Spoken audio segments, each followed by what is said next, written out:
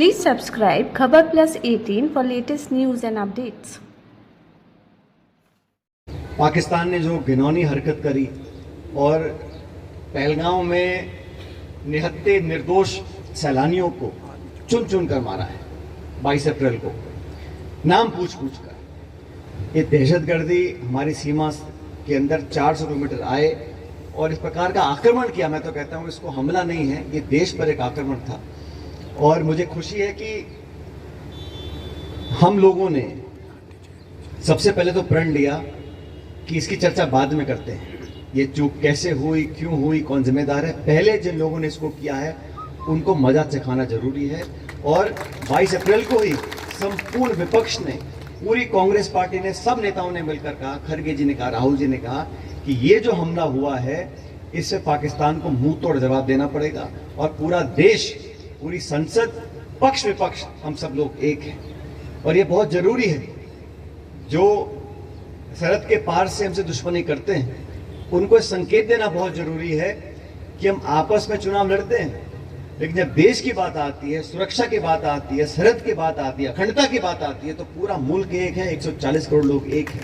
ये संदेश देना बहुत जरूरी है और ये संदेश विपक्ष देता है,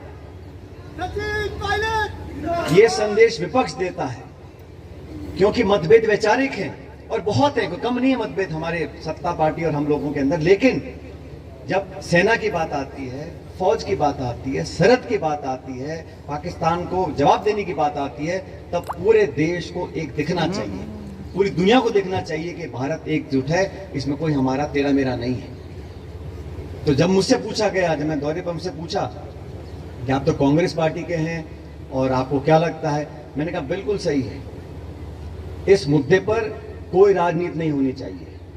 तो हमारी फौज है वो किसी एक नेता की नहीं है, एक विचारधारा की नहीं है, एक दल, एक धर्म, एक जाति की नहीं, एक प्रांत की नहीं है, वो 140 करोड़ लोगों की अमानत है। फौजी का खून, किसान का खून किसी एक जाति का नहीं होता है। और जो हमारा लड़का खड़ा है वहां पे सरहद के ऊपर, वो क्या सिर्फ एक गांव की, एक समाज की, एक प्रांत की, एक धर्म की रक्षा कर रहा है? नहीं, वो पूरी भारत माता की रक्षा कर रहा है। तो ये भाव, और मैं तो साधुवाद देता हूं, मैं हर जगह जाता हूं। भी मैं छत्तीसगढ़ में गया था, वहां पर एक जो पुलवामा में शहीद हुए थे उनके परिजनों से मिला मैं, छोटे बच्चे थे, उनके धर्मपत्नी थी। आप कल्पना करो उस घर पे क्या बीती होगी जब बच्चे और बीवी ने अपने घरवाले को अपनी आंखों के सामने मरता हुआ देखा हो, उस पर क्या बीती होगी। क्या जिन लोगों ने इस काम को किया उनको बराबर की सजा नहीं मिलनी चाहिए? वो इंसान दरिंदे हैं वो लोग। तो जो 4-5 आतंकवादी आए थे उनको ढूंढकर, पकड़कर फांसी पर लटकाने का काम हमें करना चाहिए, चाहे कोई इसकी कीमत लगे। इस संकल्प में हम सब लोग एक हैं। इसलिए जैसा आपने कहा रामविलास जी, जब मुझसे लोग पूछते हैं कहीं पर भी, तो मैं हमेशा बोलता हूं इस मुद्दे पर कोई राजनीति नहीं हो सकती। ठीक है, चुनाव होते हैं, हार जीत होती रहती है, हम फिर लड़ेंगे, फिर जीतेंगे, फिर हारेंगे, लेकिन देश के प्रति जो समर्पण है।